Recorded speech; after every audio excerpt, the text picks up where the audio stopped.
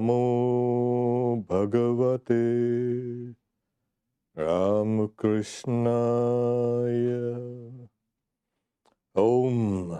Salutations to Bhagavan Ramakrishna. Welcome to the third part of Nag Mahashay in the series of householder devotees of Sri Ramakrishna. We've seen his wonderful life.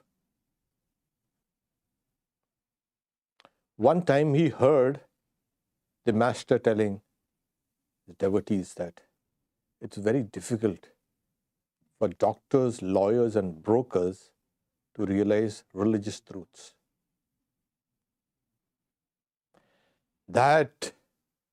And further he says, he's made a special mention of doctors and said, if the mind clings to tiny drops of medicine, he was a practitioner of homeopathy medicine. How can he conceive of the great universe?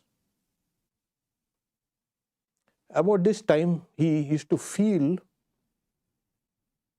his meditation was to be disturbed because of the images of his patients. He used to worry about his patients. And those images used to flash in his mind. So that was decided. And what he did was, he came back to his house, he took his whole box of medicines and immersed it in the Ganges. And he takes a Ganges bath and he returns. Done with medicines.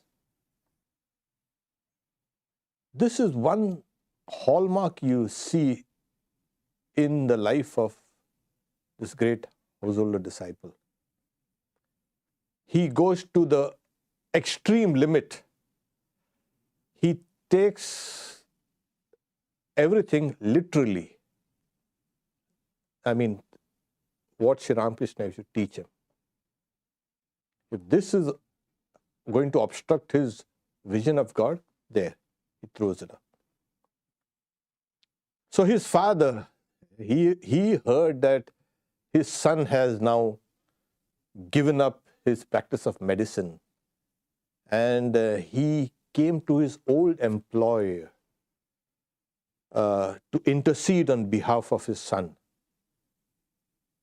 So the employers, Pal Brothers and Company, they decide to employ Nag Mahashay. And it wasn't difficult work, they were involved in trade, local trade, of course. And Nag Mahashay had just to kind of go and see if all the merchandise was in proper order and shipped. That's all. So he used to avail this time that he had got in practicing meditation. And so his work took him to the old canals in Calcutta, Bagh Bazar and Khidarpur. So he used to go see everything is okay, and in his spare time he used to practice meditation. So, and now it was during this time the intensity grew in meditation. And one time he told his friend that he used to experience so much bliss during meditation. His also visits to Sri Ramakrishna became more frequent now that he had given up his medical practice and everything. And he had a kind of a very easygoing job. You see, with Sri Ramakrishna, anyone associating with Sri Ramakrishna used to feel that urge to just give up everything and plunge into spiritual practices. And this is what happened with Nag Mahashay. And he said, okay, what's the point in living this kind of life in the sense of living on the surface? Though he called his life on the surface, but it was really deep. He wanted to plunge even deeper. And what he did was, he went to Sri Ramakrishna one time and says, I want to renounce the world. And Sri Ramakrishna goes in a state of bhava samadhi. He says, what harm is there to remain a householder? Only keep the mind fixed upon God. The life of a householder is like fighting from within the fortress there. Now, he had gone to Sri Ramakrishna, he was burning with that sense of renunciation. And yet, Sri Ramakrishna says, no, you're going to stay at home. Don't renounce the world. And he later says, your life will set up a true ideal for the householders. Oh my God. Such an high ideal for householders.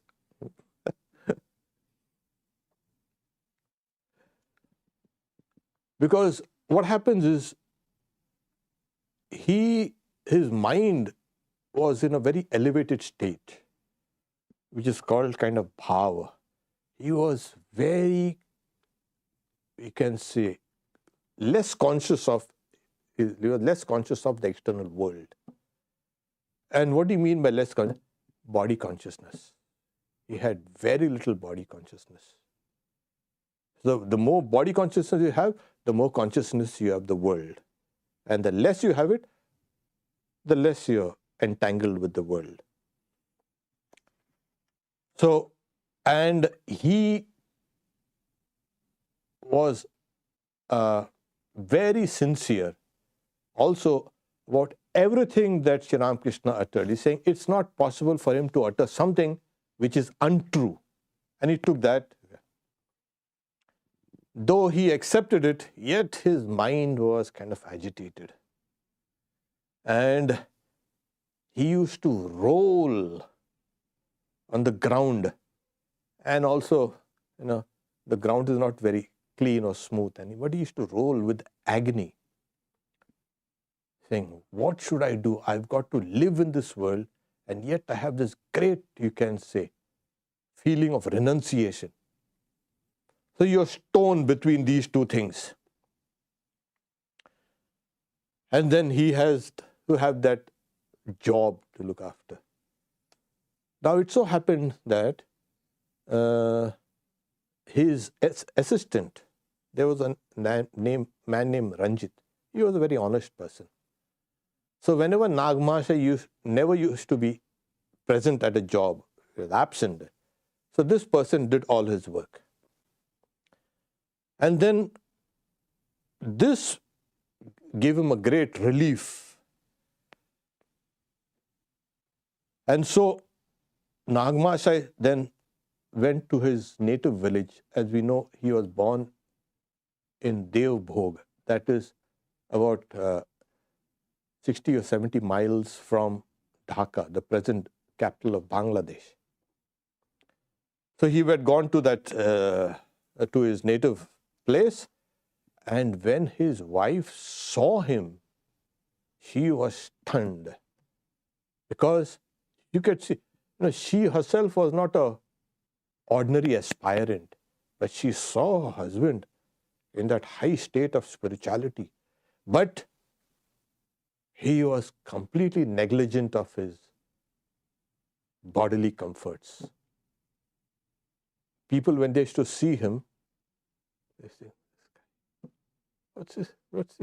When Girish Ghosh saw him sitting down, he appeared like a kind of a madman. His hair was unkempt, clothes were shabby, he was rail thin, and always kind of, his tears streaming down his eyes, and looking at him. By that time, he had already given up wearing his shirts and footwear. So he used to just wrap himself with a wrapper. Girish, when he saw him, but Girish had that great insight, you see. And when he saw him, oh my God, this is a blazing fire. And when Sri Ramakrishna said, that's Nag Mahashay, Girish immediately understood him and they became very good friends after that time. Yeah, this is one of those, Girish Ghosh was diametrically opposite to what Nag Mahashay is.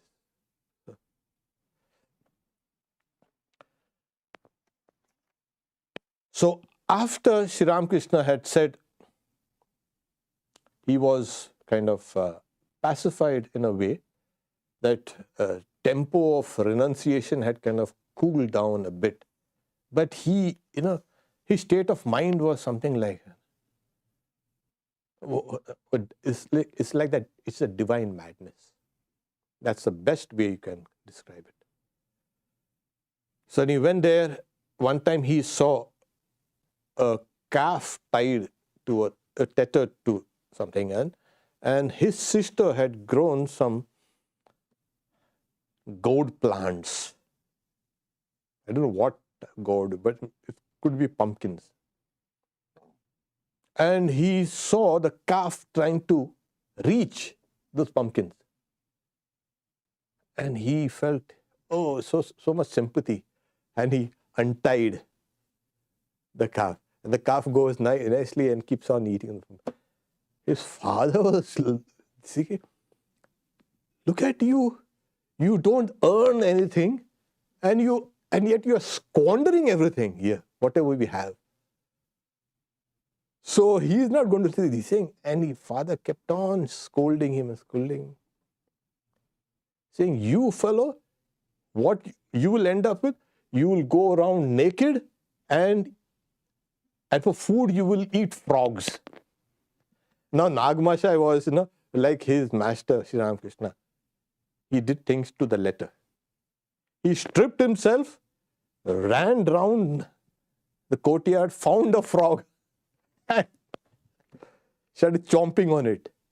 He tells his father, I have done this to safeguard your words from becoming untrue. Then he reassured him, you don't have to worry, the Lord will take care of everything. And his father, looking at it, is shocked. God. He tells his wife, don't interfere with his spiritual inclinations in any way. But his wife was very kind and she tried to take care of him, tried to feed him and all these things, because he had just completely neglected himself. He could go on fast for 4 or 5 days, even without drinking a drop of water. He was like that. And as long as he was there at home, in his native place, he used to see that his father would not indulge in the gossip of the village. There are neighbors who come and they say, this is happening. And he used to read the scriptures continuously, speak about God to his father. His father had now no escape. He was like, as it were, yoked and dragged into spirituality. And the reason why he's saying, in your old age, why do you have to think about all these things about money and about this world and this and that? You should think about God. And if you think about God, you will go to God. So this is what he was saying. And so when he returned back to Calcutta, he came to Sri Ramakrishna again. And you see, he was, as he was introduced to Swami Vivekananda, he is completely egoless. And Swamiji has said, if you say so, it has to be true. And he's seen Nag Mahashay. And yet Nag Mahashay, was very humble, obviously egoless. And when he met Sri Ramakrishna one time, he's saying, why does the idea of self-effort rise in me? Why isn't my surrender complete? So, because when you are completely free on the idea of I am an agent, a karata, an experiencer, then the ideas of self-effort go away. So we have these two, you can say, streams, the I, and that brings in the idea of effort. And the not I, that's a complete surrender to the Lord. The Lord takes over and does everything for you. Everything? Yes, everything. Only that ignorance which brings us the sense of I does not let us see this. So Sri Ramakrishna told him, okay, listen, he understood his state of mind. He's saying, if you have devotion for this, that is pointing to him, himself, everything will come out right. Now, the ego is an old kind of enemy of spirituality. Otherwise, if you don't have the sense of I, your body will simply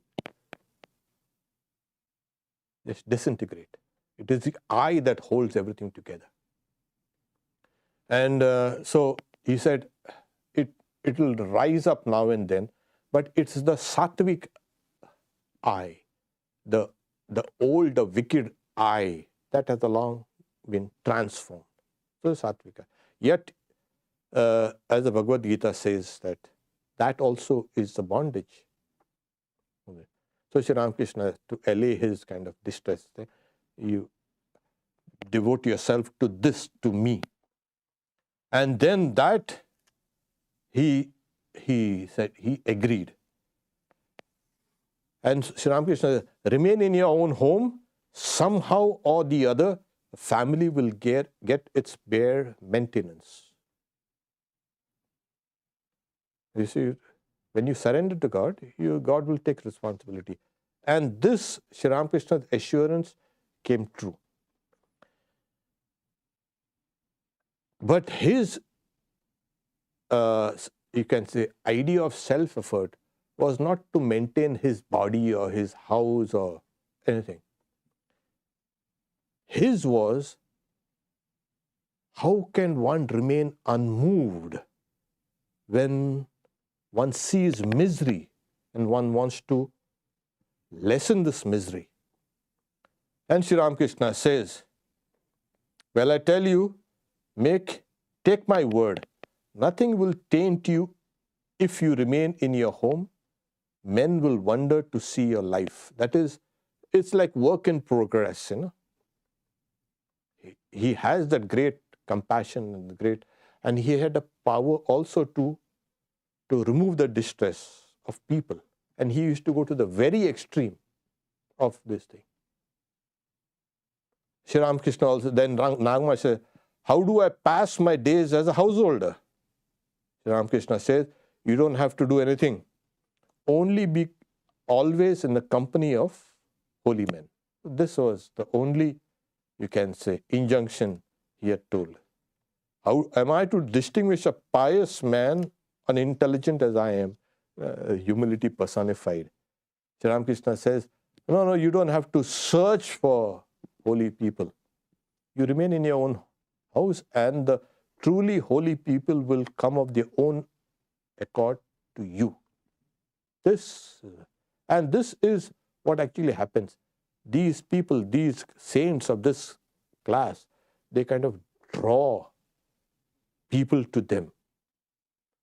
And somehow it's subconscious, you are drawn to that particular place or that person, and your devotion becomes even better on me. It's not just, hey, just join me for a cup of coffee, and as the scriptures say, tat chintanam, tat katanam, they speak about that, the divinity or the spirituality. They discuss that and they get delighted in that conversation. So that small responsibility he had for working for that small company, he couldn't even fulfill that. So he goes to them and then, I'm unable to work for you. But those people were very kind-hearted. They let his assistant take over, and then he's saying, how will you support yourself? Well, that assistant, if he is kind enough, he can give me some money for bare maintenance. And the proprietors agreed, and also Ranjit also, this assistant, agreed. But Ranjit knew him. He never used to give the whole money lump sum to him. But he knew he'll squander it on holy people and on gods and goddesses and all. So he sent a part of that money to his father. When Sri Ramakrishna understood this arrangement, he was delighted, saying, yeah, that's right, that's all right. You see, Sri Ramakrishna had assured him, your financial needs will be taken care of. And he had hardly any kind of, he used to fast most of the time. But that was it. He used to fast most of the time, go hungry, but whatever food he had, he used to go and distribute to the poor and those who were bereft of food. So that was his. And there was a time when there was a patient who was suffering from cold. He takes his own clothes and gives that person. And his father got so furious because he had brought that warm clothes for him. And he had spent money, and this guy just giving it away. So we have, in those days, Girish one time, accompanied by his two friends, he comes to Dakshineshwar. And he sees that, like Mahashay sitting in a corner, eyes cast down, and his palms are always joined together. And then he's saying, Girish Ghosh says, he looks shabby and emaciated, but his eyes were bright like luminous stars. And once Sri Ramakrishna introduced both of them, they became, as I said, fast friends. Girish seen that spirituality which was there in him. He also met one time, one spiritual aspirant can see recognize another spiritual aspirant. And one time he was walking on the banks of the Ganges when he sees a young man walking about also. And he sees him and saying, and then he goes and introduces himself, and then he finds that it was Swami, the future Swami Turiyananda, Hari Maharaj. So here he was completely dependent on God for his, because in the scriptures, God says that those who surrender to me, I will carry to them whatever is necessary, and whatever they have, I will protect. These are the assurances of Krishna in the Bhagavad Gita. So it's called Yogakshemam, the Yogakshemam Vahamyaham. Those who are constantly devoted to me, think of me, I will take care of them. And this was evidenced in the life of Mahashay. He had surrendered completely, thinking of God completely. And it's not like us, we take the name of God a little and then they get distracted, and again we come and take, okay. And it's a constant seesaw going around. With him, it's not like that, because he was not remembering God or taking God's name. His devotion was not just on the level, on the physical level. As I said, his mind had risen so high. And in that state, your mind only thinks about God or spirituality. So that was his state. And in this state, a person cannot take care of herself or himself. It's just not possible. So he used to get a little money from a rental. He had rented a part of his house to a gentleman who should deal with, in rice. He was the trader in rice. And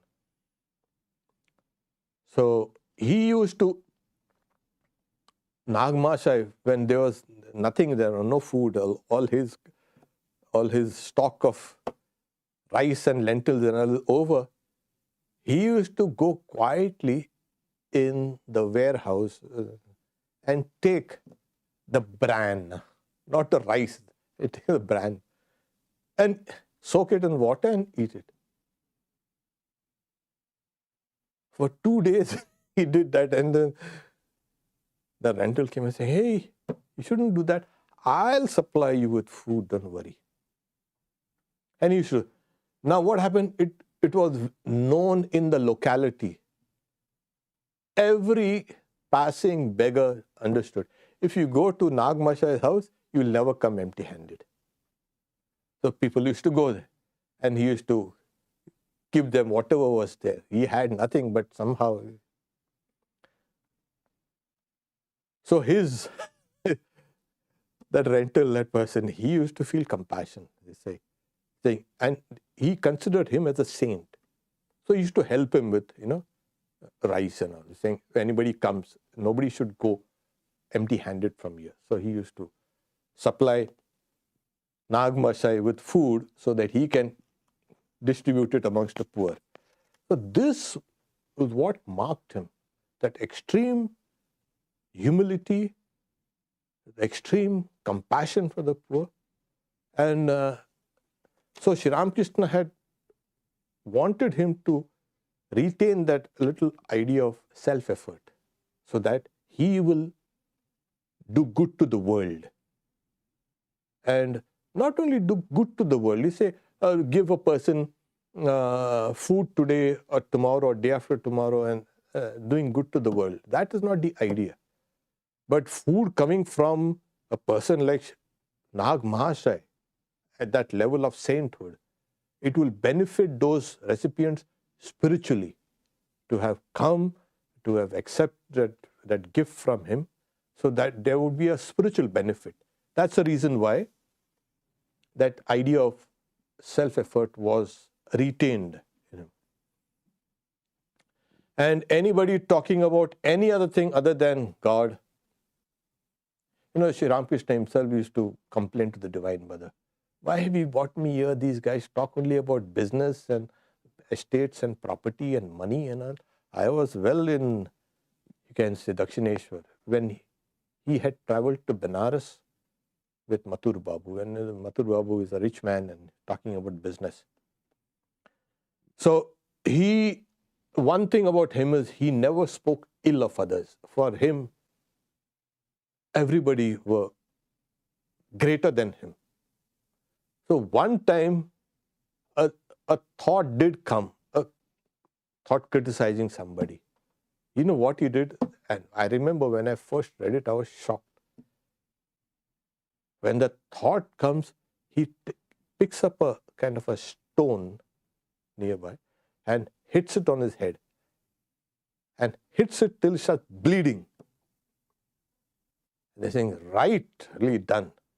This is the bother. And he's saying, rightly served. This wicked man should have his just deserts. And it took 2 months for that wound to heal. A month or something. You see, at that stage, your conventional knowledge and your conventional behavior is all gone off. See, when you read the life of St. Francis, so when he was in that, you'll see a lot of similarities. He used to call, brother donkey.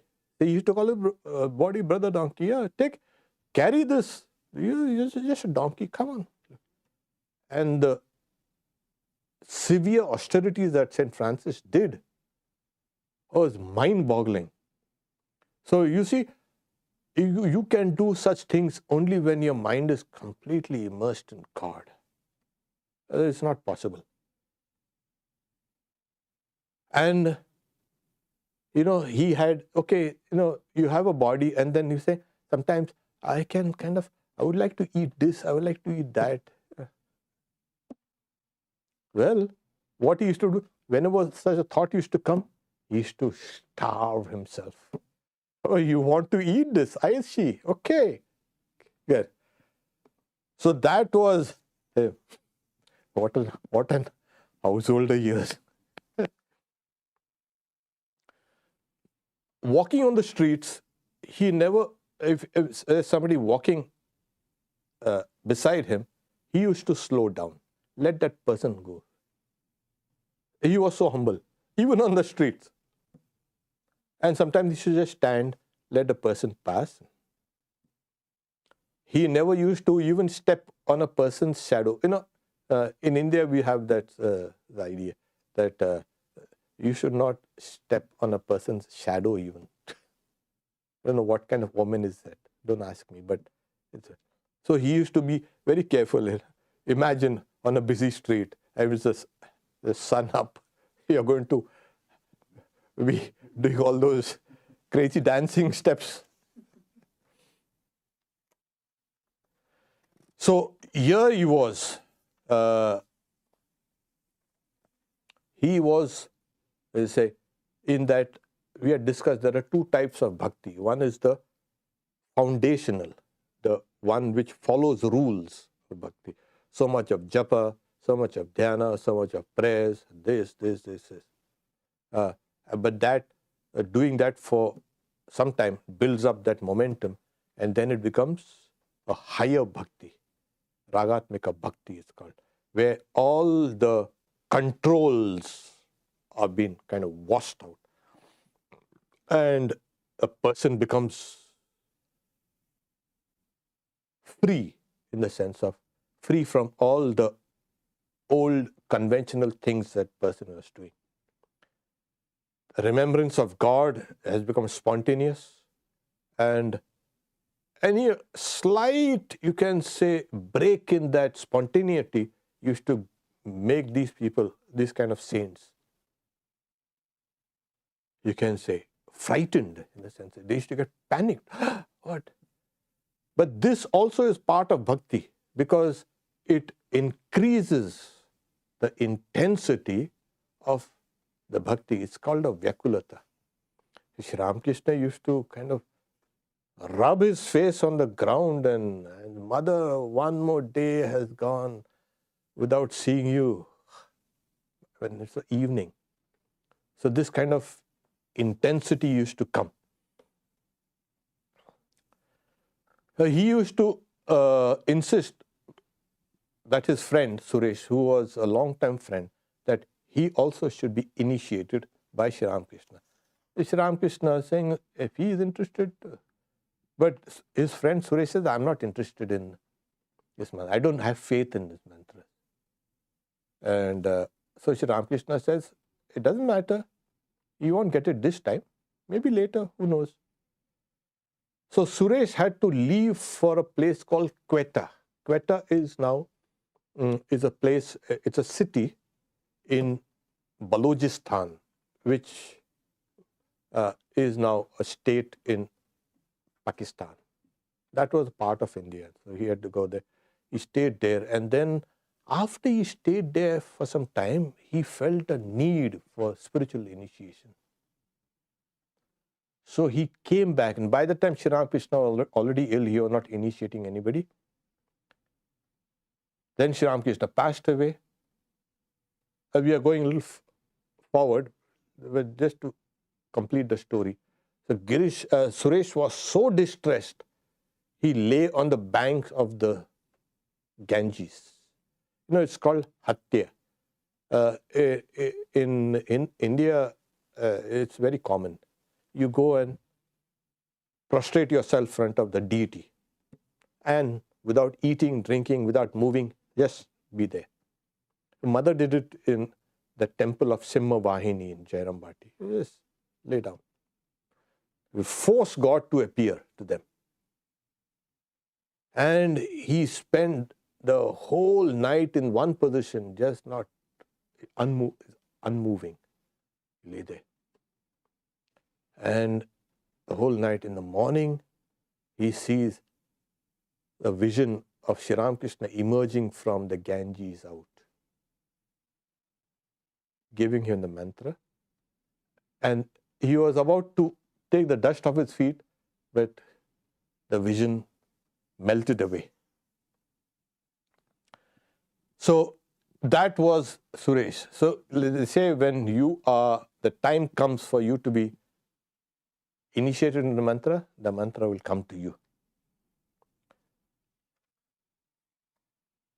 So it was 4 years since Sri Ramakrishna and had kind of blessed Mahashay. They both met.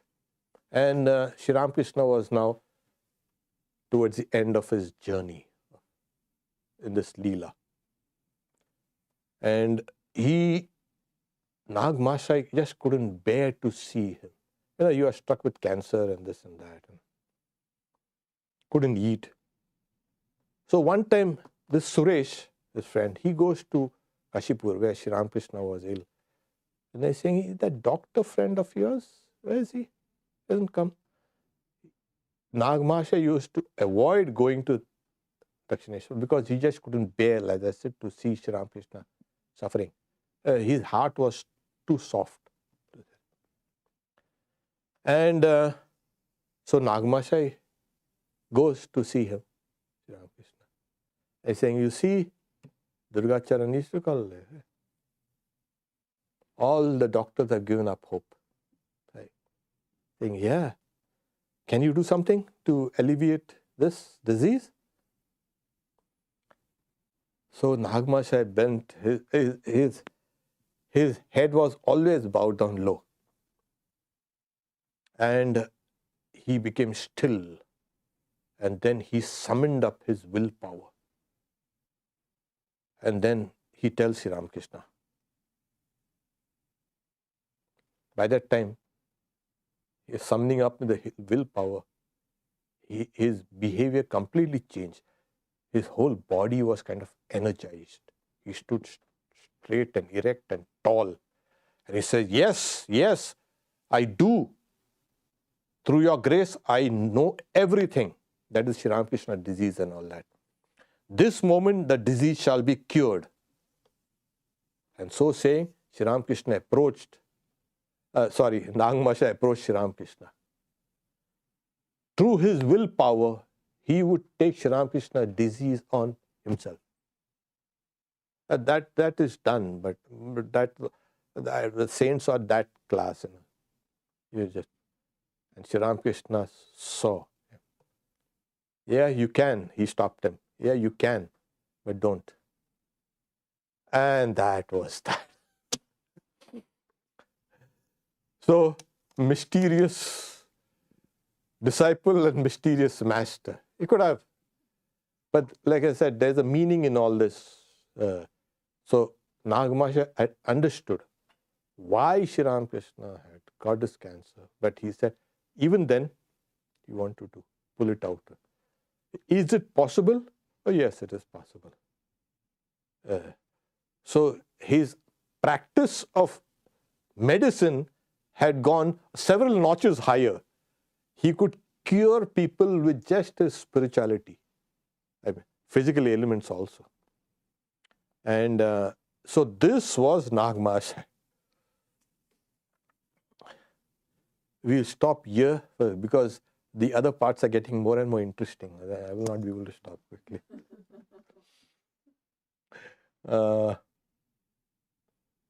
So the next, the fourth class on Mahashay will take place after the winter break. Okay, winter recess. Our winter recess starts on the 4th of Jan. In the meantime, on Sunday we have a talk at 10 a.m. and Holy Mother, an avatar of supreme knowledge. That's 31st. On the 1st, we have a whole day vigil starting from 7 a.m. to 6 p.m. And people can come and spend some time, an hour at least, doing meditation or japa, sitting quietly. It's a visual. So the whole day, devotees will come. There's a sheet, sign-up sheet also, online and even here. And after the visual is over, we'll have a Vespers here, and there will be a talk. That's a nice way to spend the first day of the year. So it was on the first day of the year that Sri Ramakrishna became, as you say, the Kalpataru, the wish-fulfilling tree. So people make all resolutions, and it lasts for a couple of days, a couple of hours, a couple of minutes. So this is a better way to come and get blessings from Sri Ramakrishna. And then on the 3rd is Holy Mother's birthday. So at 6 we have a talk, we have a arati, we will have songs, and we'll have prasad also. That is an amazing day for all of us. We really don't understand the significance of Sri Ramakrishna. Swamiji says, you have not understood the significance of Mother's advent. You will in time. And we are getting now just a glimmer, just a glimpse of that great, you can say, life that she came to manifest. Okay. So if we have, there's one, oh, Connie is there. When we surrender completely to God, do we have free will? No. Your will has been submerged in the will of God. You don't have free will. Then what happens? God works through you. There you will feel that everything happens because of God's will. People parrot, everything happens in God's will. Yeah. Thy will be done. Really? You don't even feel it because you've got a big halo of that ego around you. So there you will feel thy will be done. And it is done, whether you want it or no. So that complete surrender comes like this. And in the case like Mahashay, God will retain this idea of self-effort a little in order for you to feel compassion for others and work for others. That is what happens. Okay. So we have anything here? We can talk and answer the questions there. Okay. Om Shanti Shanti Shanti Harihi Om Tat Sat Sri Ramakrishna Arpanamastu.